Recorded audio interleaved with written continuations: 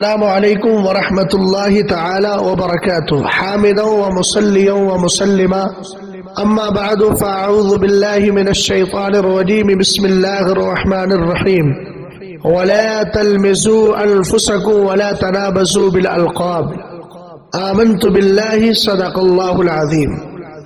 صلوا علی الحبیب اللہ رب محمد صلی اللہ علیہ وسلم نحن عباد محمد صلی اللہ علیہ وسلم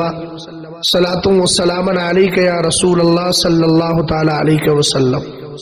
اللہ تعالیٰ کا بہت بڑا شکر و احسان ہے کہ رب قدیر نے ہم سب کو اہل سنت والجماعت مسلک اعلیٰ حضرت کا پابند اور موقف تاج الشریعہ کا علمبردار بنایا۔ ہندوستان کی سرزمین پر جو ہندوستان کے دینی جلسوں کا حال ہے وہ ہر ایک پر آیا ہے، کسی سے چھپا ہوا نہیں ہے۔ ممبر رسول پر بہت سارے ایسے افراد بھی اس وقت براجمان رہتے ہیں کہ جن کی گفتگو کو سننے کے بعد لگتا ہی نہیں کہ تہذیب و تمدن ان کے قریب سے بھی گزری ہو، اور علم و آگہی سے انہوں نے کبھی اکتساب کیا ہو اور مدرسے کی دنیا کو کبھی اختیار کیا ہو۔ ان کی گفتگو محض سب و شتم اور گالی گلوچ کا مجموعہ ہوا کرتی ہے۔ انہی حضرات میں مکرانہ راجستھان کے خطیب بھی ہیں جن کے تعلق سے ہمارے ایک عزیز نے ایک کلپ بھیجی جس میں جناب جماعت رضائے مصطفیٰ کو پوری طریقے سے کوس رہے ہیں، جماعت رضائے مصطفیٰ یعنی اس کے افراد کو، اور بڑی بیہودہ گفتگو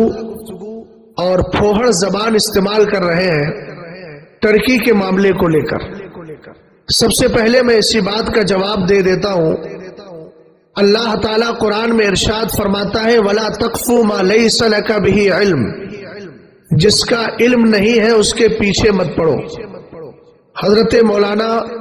صوفی کلیم حنفی صاحب قبلہ نے بھی جواب دیا ہے،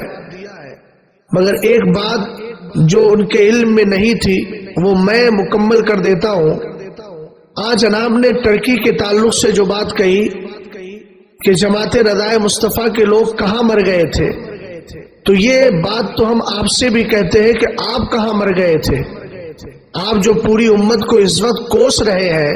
اور جماعت رضائے مصطفیٰ کے افراد کو کوس رہے ہیں، گالیاں دے رہے ہیں، آپ کہاں مر گئے تھے؟ آپ نے ترکی کے لیے کیا خدمات انجام دیے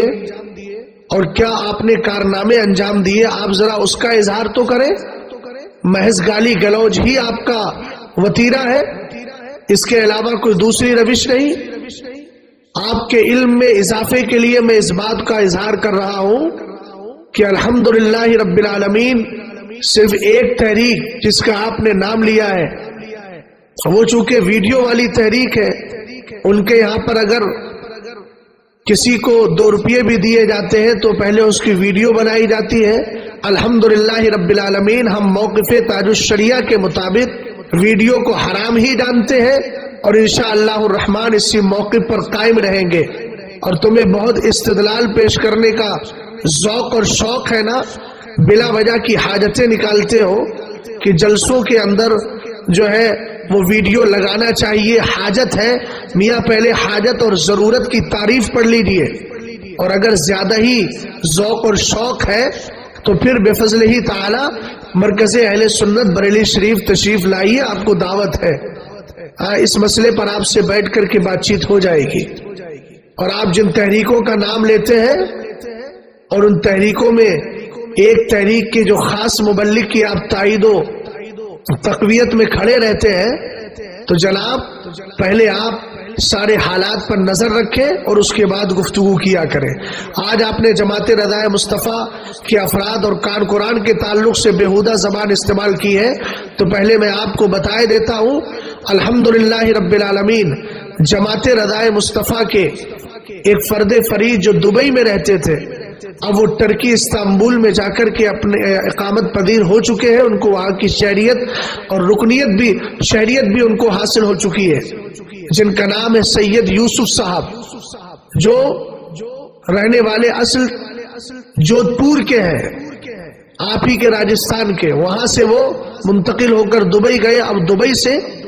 الحمدللہ اس وقت وہ استنبول میں ہے، رابطہ نمبر بھی میرے پاس ہے اور ساری ڈیٹیل، سارا ڈاٹا موجود ہے۔ انہوں نے بفضل ہی تعالی وہاں جماعت رضائے مصطفیٰ کی برانچ اور جامعۃ الرضا کی شاخ اور مسجد تاج الشریعہ استنبول میں قائم کی ہے، اور الحمدللہ رب العالمین ترکی کے اندر انہوں نے جو وہاں امداد کی ہے، اس امداد کے لیے جو انہوں نے پیٹی وغیرہ اور جو ساز و سامان تیار کیا، اس پر لوگو بھی جامعۃ الرضا کا لگا ہوا ہے۔ اگر ذوق ہے اور حق کے متلاشی ہو اور سچی بات کو قبول کرنے کے لیے سینہ کشادہ ہے تو بفضل ہی تعالی یہ ساری چیزیں پیش بھی کی جا سکتی ہے۔ بلا وجہ کوسنے اور جہالت اور لا علمی کی بنیاد پر اس طرح کی باتیں کرنے کی قطعاً نہ تمہیں شریعت اجازت دیتی ہے اور نہ ہی انسانیت اور نہ اخلاق تمہیں اس کی اجازت دیتا ہے۔ الحمدللہ رب العالمین جماعت رضائے مصطفیٰ ایک کام نہیں، بہت سارے اور بے شمار کام کر رہی ہے۔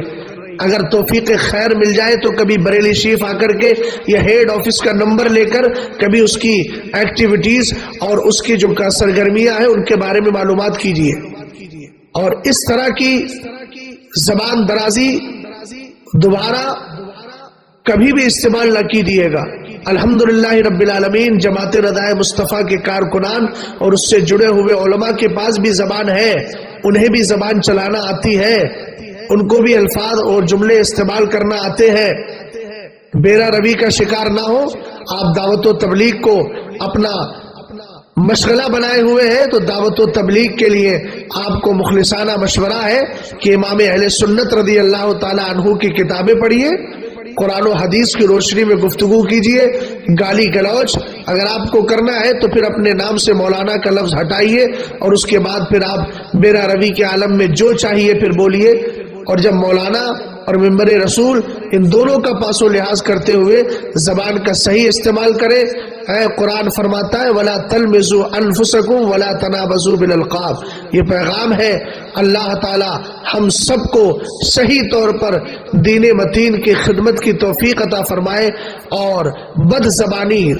اور سب و شتم گالی گلوچ سے ہم سب کو محفوظ و مامون فرمائے۔ کام وہ لے لیجئے تم کو جو راضی کرے، ٹھیک ہو نام رضا تم پہ کروڑوں درود۔ السلام علیکم ورحمۃ اللہ۔